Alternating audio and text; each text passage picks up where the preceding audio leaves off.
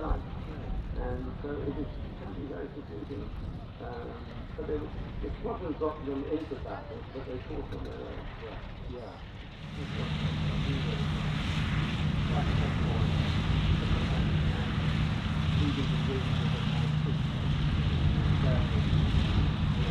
And we did look after them. It was all. And Dickie Lee was an incredible pilot. I mean, he was a stunt pilot before the war in the film.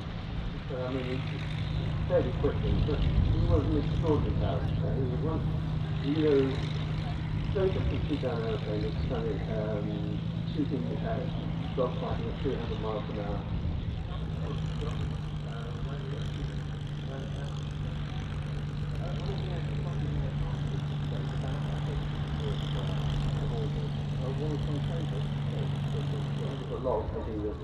Yeah. With his dad lolling around thinking he was swimming. But eventually got put into a Navy craft that got lost in a minefield. Yeah. So it seems like he was not his day.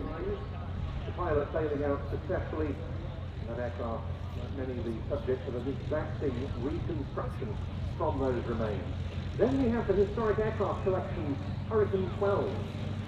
Back in the air, in the colours of number 302 Polish Squadron, representing on different sides two different pilots, both who survived the war, stayed in the RAF until 1947, and new life proposed to carry starting 1976.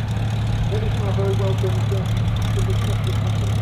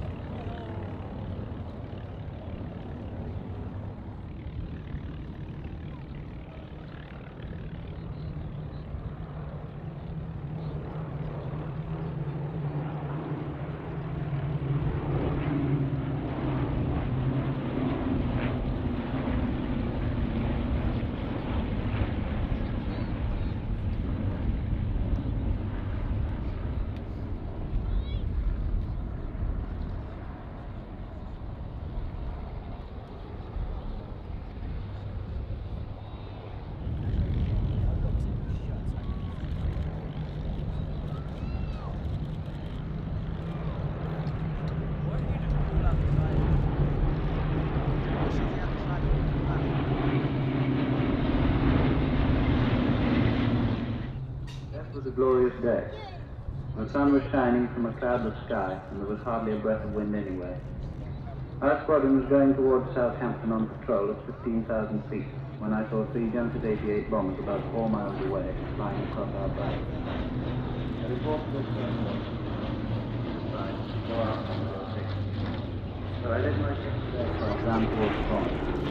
We chased hard after them, but when we were about a mile behind, I must confess I was very disappointed, so I had never fired at a hun in my life and was longing to have a second. So we swung round again and we started to climb a cliff. We dived away to the right to avoid further help. Then I started curving. I was just thinking of jumping out when suddenly a message came.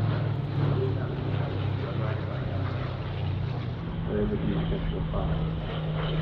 We pressed the gun back. We were going like first we turned left, then right, and left and right again. We did 3 turns to the right and finally 4 turns to the left. I remember not shouting out loud. Our teachers being able to do.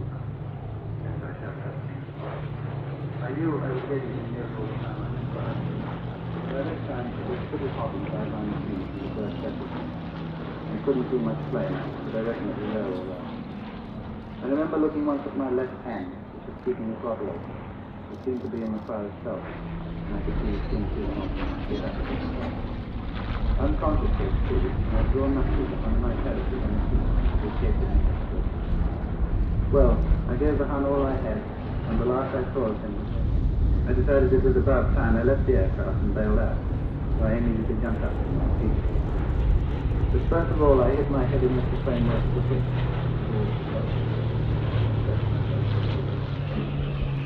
I suppose I was about 12 to 15,000 feet when I bailed out. Immediately I started somersaulting downward, and after a few turns like that, I found myself very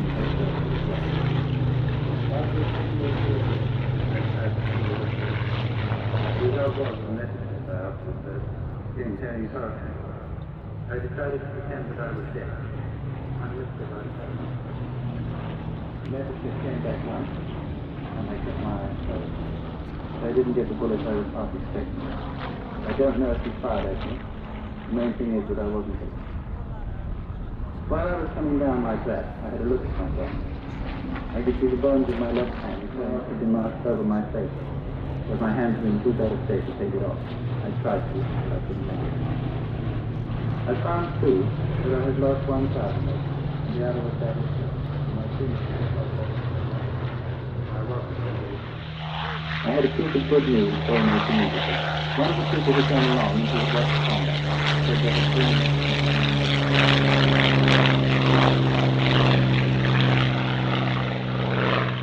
Duxford with Aerial Collective, and from White Waltham with Ultimate Aerobatics.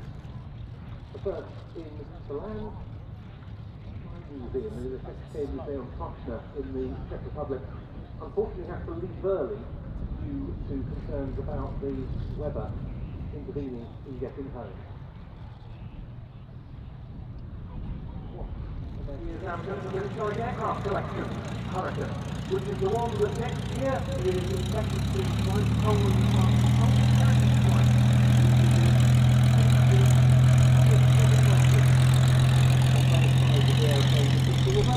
Different pilots and the Polish Heritage Flight for the present year on the ground. And last in land will be the Battle of Britain veteran Class 1 of Hurricane Heritage. And our thanks to the pilots who flew that unprecedented Hurricane display in our opening cruise for the Battle of Britain.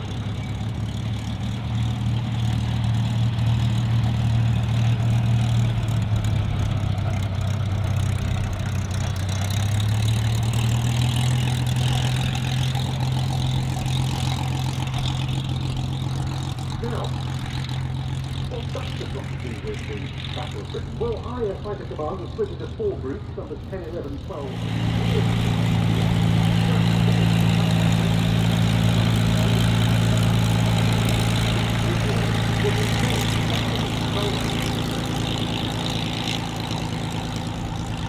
Information on potential intruders to British airspace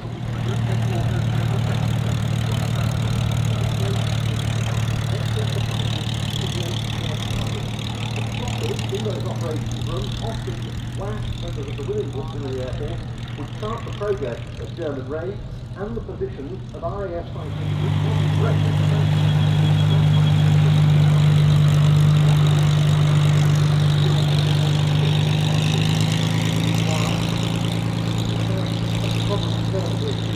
but they were obviously much more vulnerable to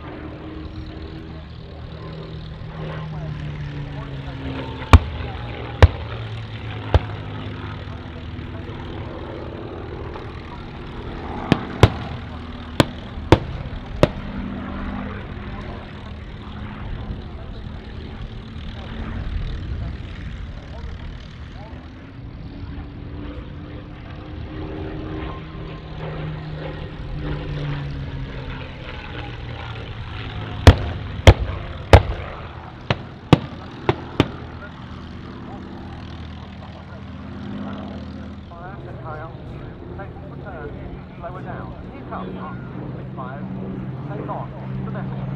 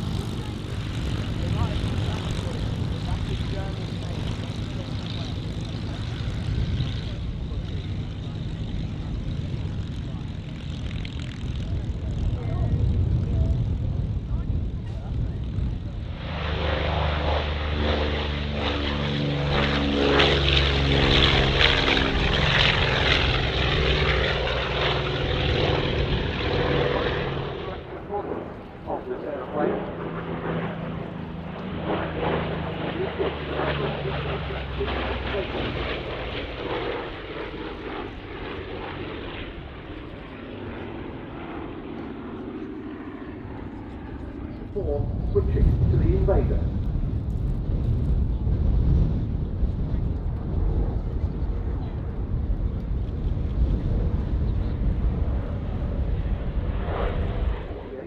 They were deployed in numbers to post-war Germany along among other locations, and then came Korea.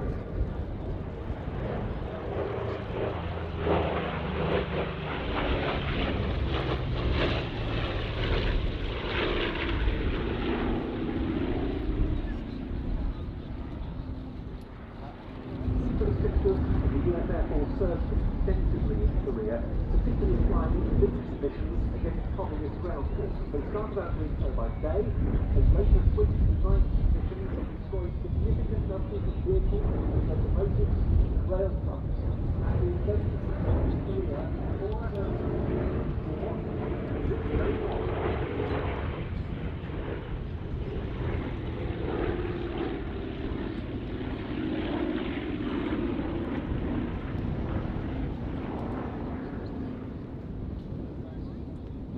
aircraft served with the 730th Bomb Squadron on the 452nd Bomb Wing at Buchón, South Korea from June 1951. It became Command Squadron Commander Lieutenant Colonel Charles Howe, who christened it Sweet Eloise II after his wife, and over the next 2 years it would notch up almost 1,900 hours of combat flying in Korea. It was lucky during that flight to survive a direct hit to the four-way flag.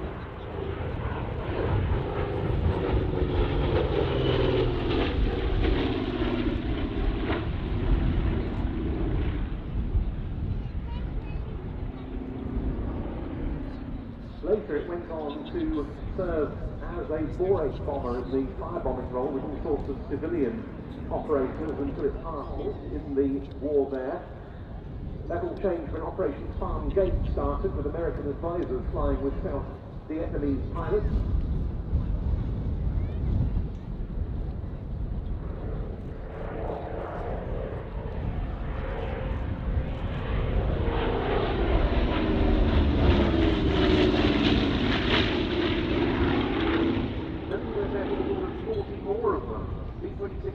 Invaders, they were called B-26Ks, later known again as the A-26A, to avoid the controversial use of the Beaver bomber designation.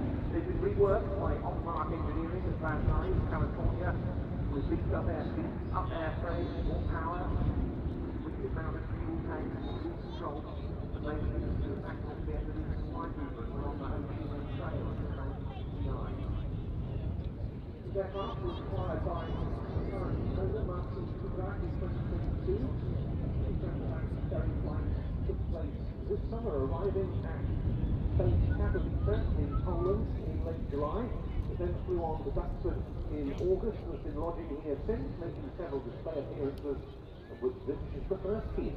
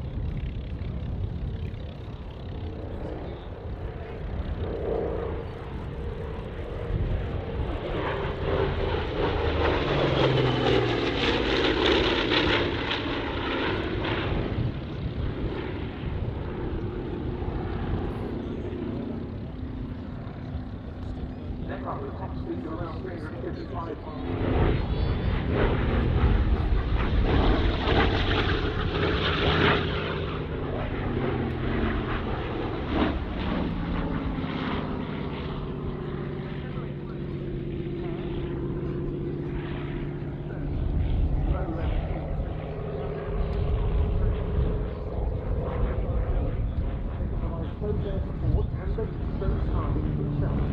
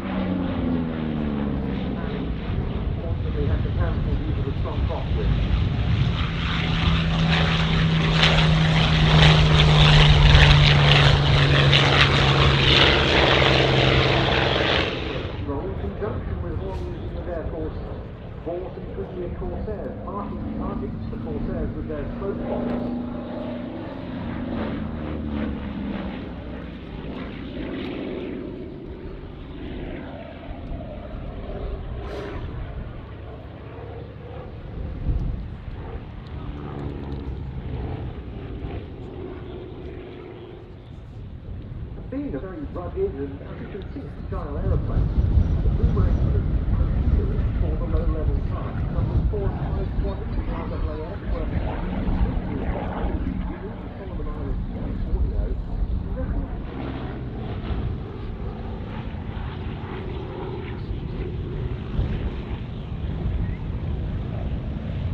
Our next Buchón is where I think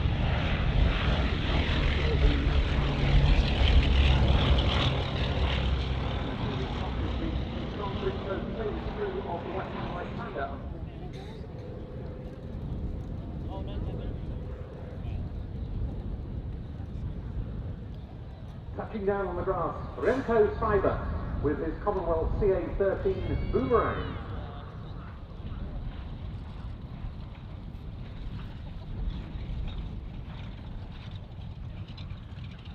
What a great, very practical aeroplane, that Boomerang.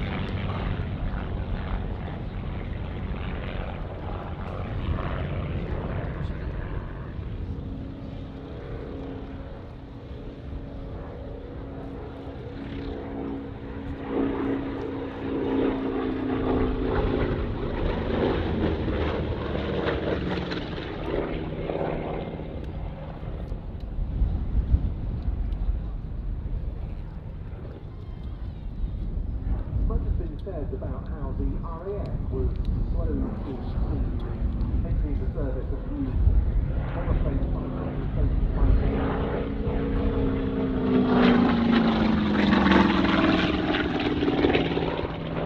in World War II.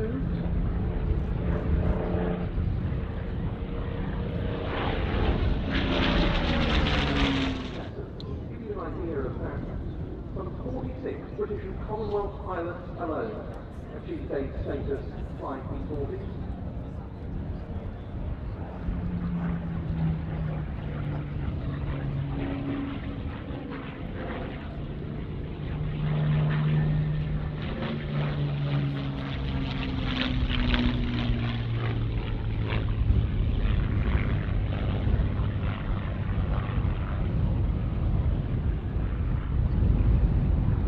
The P-40X comes into land.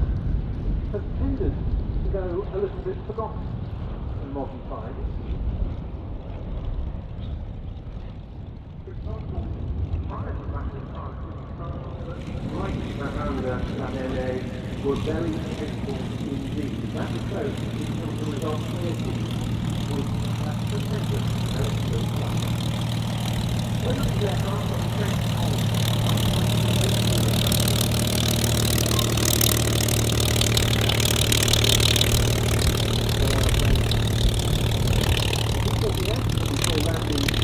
was in the hands of Brian Smith, part of the airworthy fleet since 2011.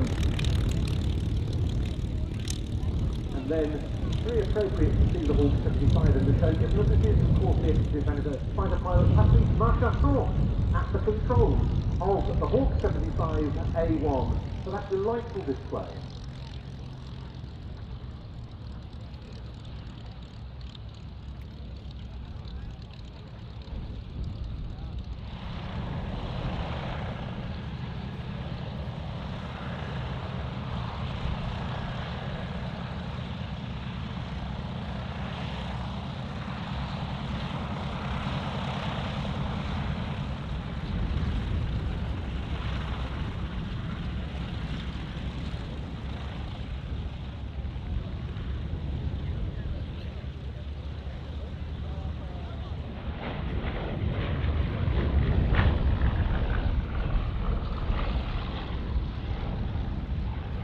Now in front of us, the Bristol Blenheim Mk IF.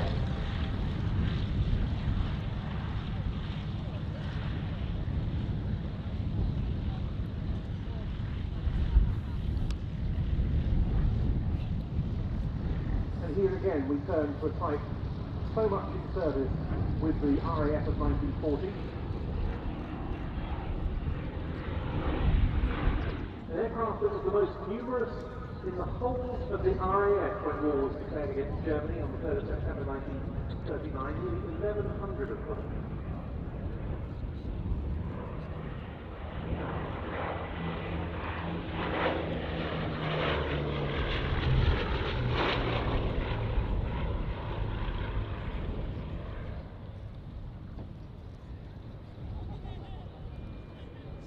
And in which a great deal of hope had been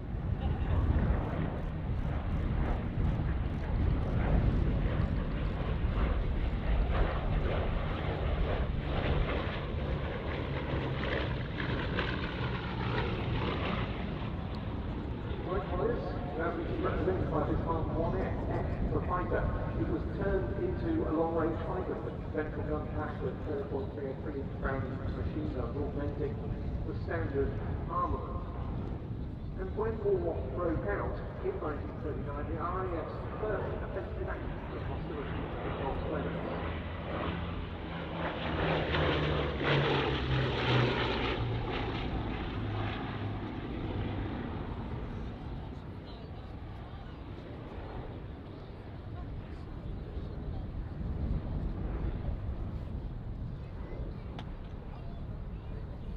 On the 4th of September 1939, Blenheim's RAF Watersham in Suffolk from numbers 107 and 110 squadrons went to attack the German fleet in port at Wilhelmshaven in the Falklands first phase of the war. The losses were dreadful.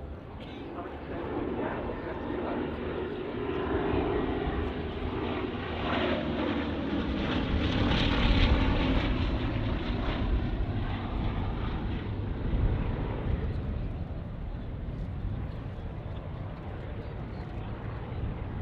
That was simply because the pace of fighter development had told against the Blenheim and it was now highly vulnerable in combat.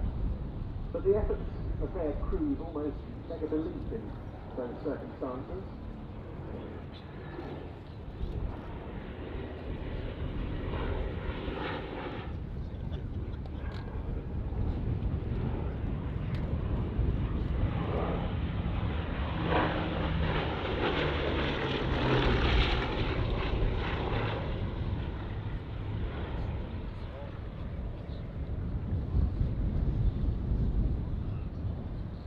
And when losses of Blenheim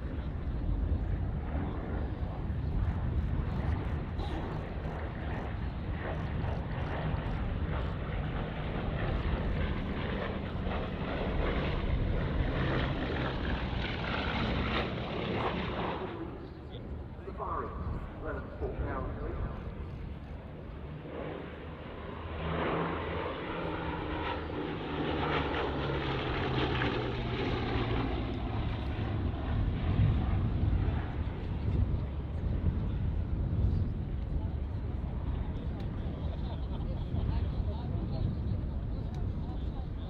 And despite the type's vulnerabilities in battle, the Blenheim helped the RAF go back on the offensive once the Battle of Britain was been successfully won in 1940.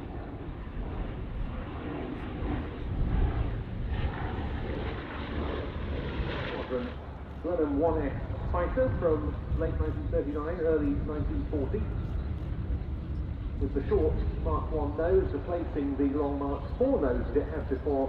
This nose actually taken from a home-built post-war electric bubble car, which contributed to the project and has allowed this absolutely stunning sight, that of a Mark I Blenheim, operated by the Aircraft Restoration Company, and a specifically delectable display in it from John Remain, named Sally B.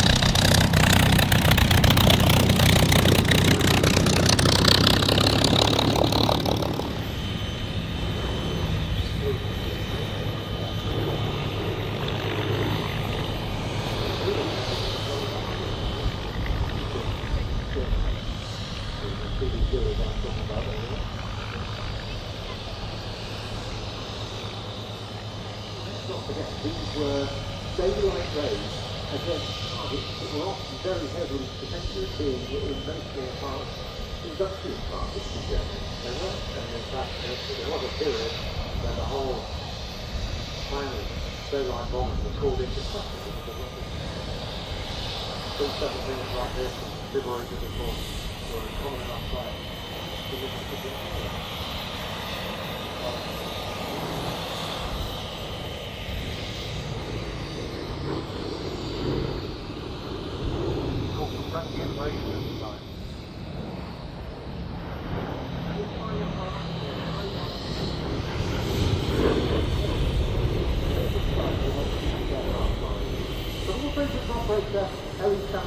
Without which Mike simply this airplane was not.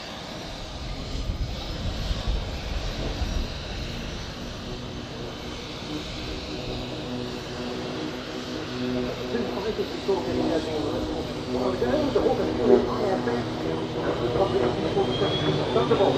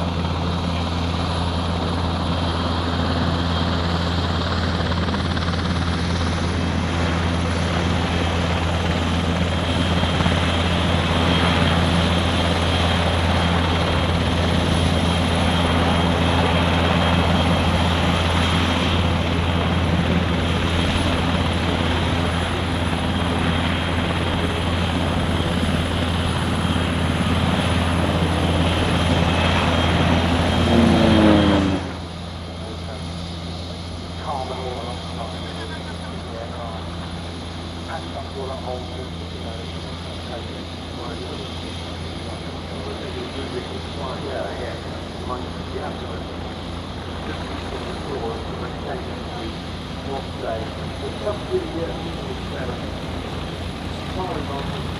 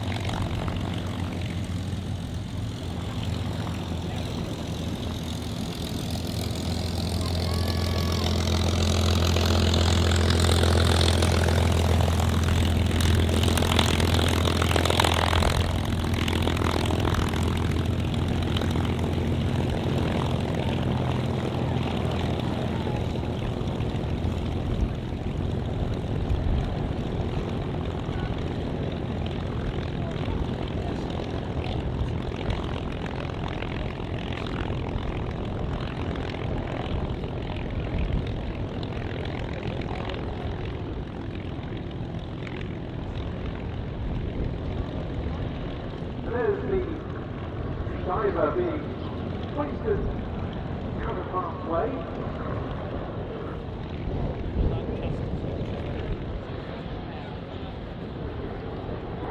I noticed he was confident enough to give us a wave as he was hoisted. And I'm sure he appreciates one back. As there remains the open door of the helicopter. Into a pebble turn.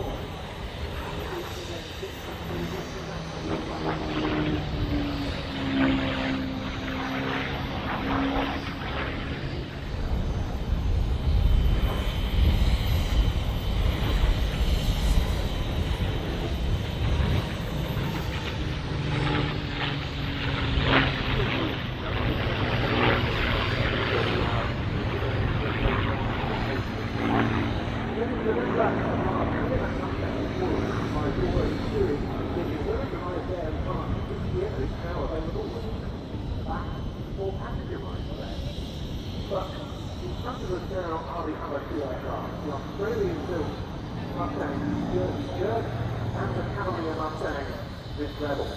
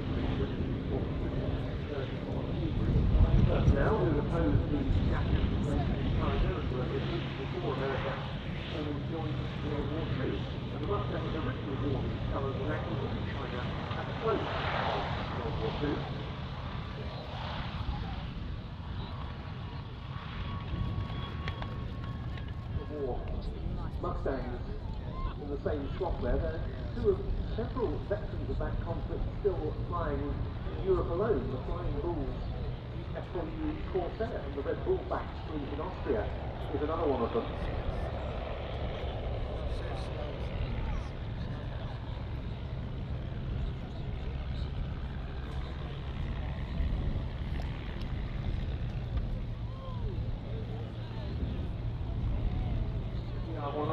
The wind is too much for them today. There are no shows of that.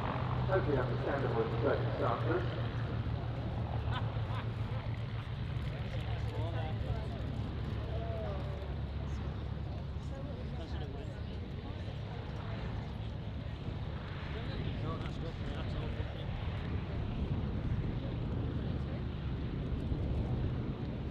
Back of the Atlantic.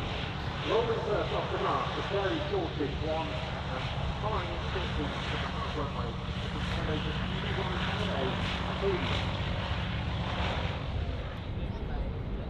and we're particularly pleased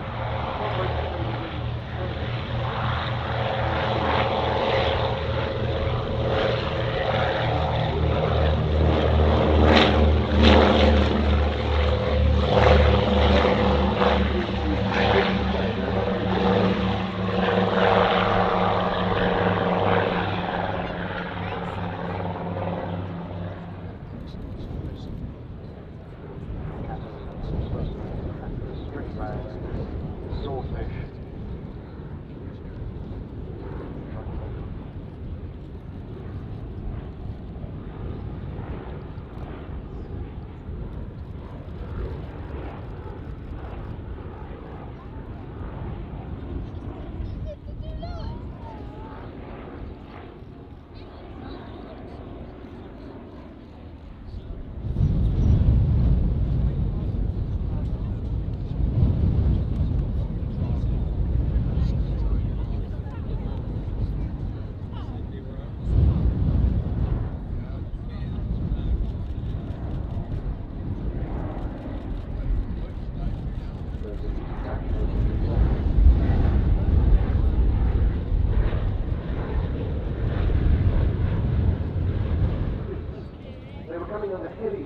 From the deck guns of the U-boat, as Crookshank came back in for another low-level attack.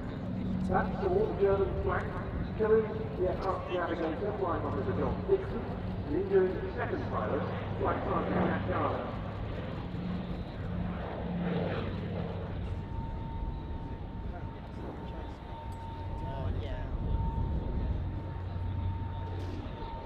When it takes off the landing gear on its wings, as it takes off it drops off. Yeah, ground.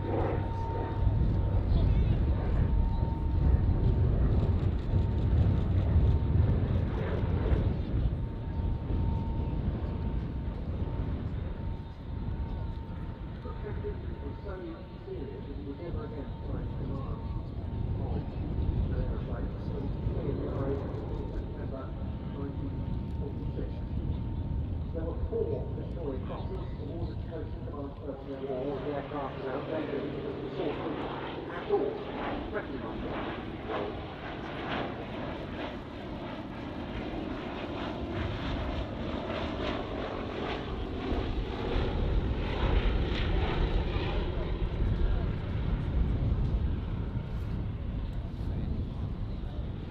This is an aircraft that has a cruise speed of just 90 knots, which is 104 miles an hour if it's lightly laden. If it has a torpedo underslung, that reduces rate to 2 knots or 94 miles an hour. Nonetheless, it was the dominant torpedo bomber platform for the Fleet Air Arm of the Royal Navy. 13 squadrons were equipped with Swordfish on the outbreak of war. A very basic aircraft in many ways.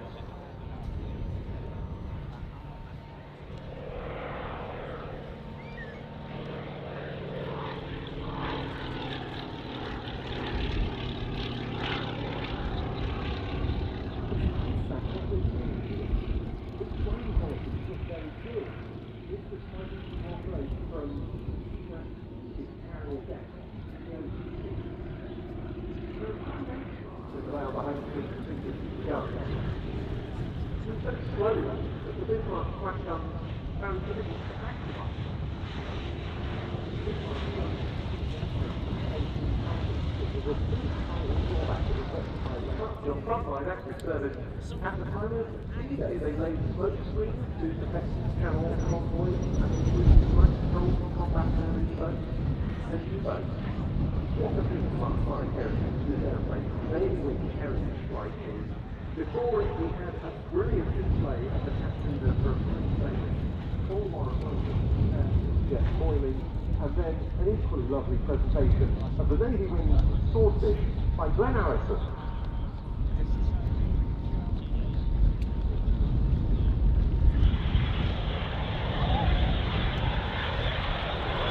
Is the Canadair CL-13B Sabre Mark 6.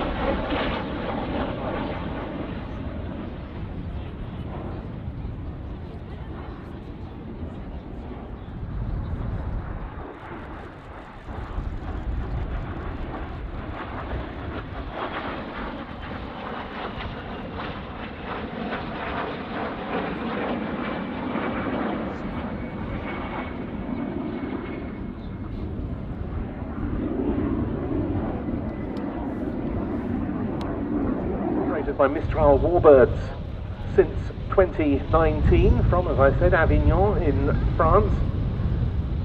Frédéric Acari maintains the aeroplane himself, and he was flying it for us today. It's been lovely to have Fred back at Duxford. He flew at several of the Flying Legends shows in his Fury and the Mustang Moonbeam McSwine that we saw on the programme earlier.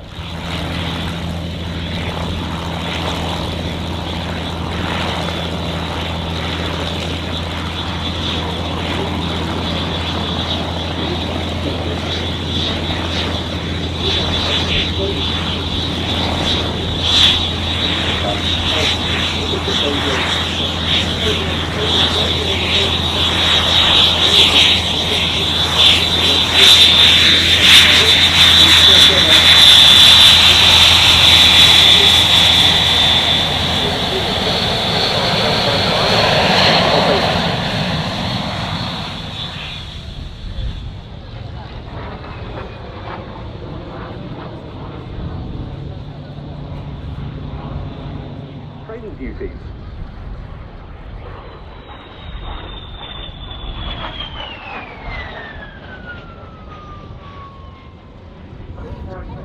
Squadron marking on one side. That squadron converted to the Vampire Mark I, 1948, while it's stationed in Germany.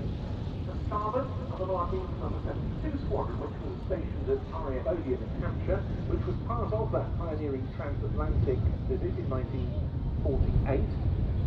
And both of those RAF squadrons whose markings are on this Vampire are still in existence today. Number 3 Squadron flies the Eurofighter Typhoon from RAF Coningsby. And they're touching down. Lovely flying, as always, from the founder of the Norwegian Air Force Historical Squadron, Kenneth Ock-Wiesler, with the Vampire FB6. Aerobatic interlude for the day.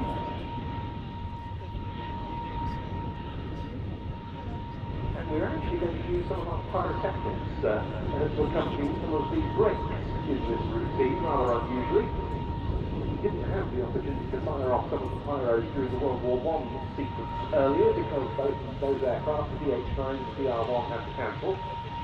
So we're going to take this opportunity to let them loose now. We are on the roll. The Yakovlev Yak-18C and 2 Yak-52s.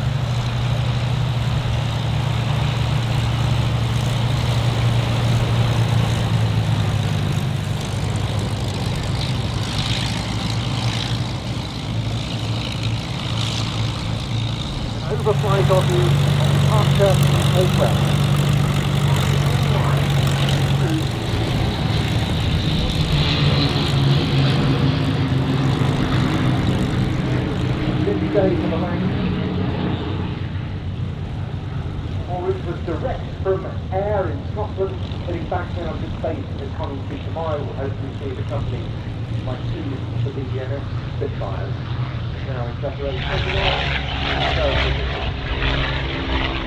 So, the big wing we're about to see. What do we mean by that term, big wing? Well, it dates from the last phase of the Battle of Britain. Big wing, a Spitfire development.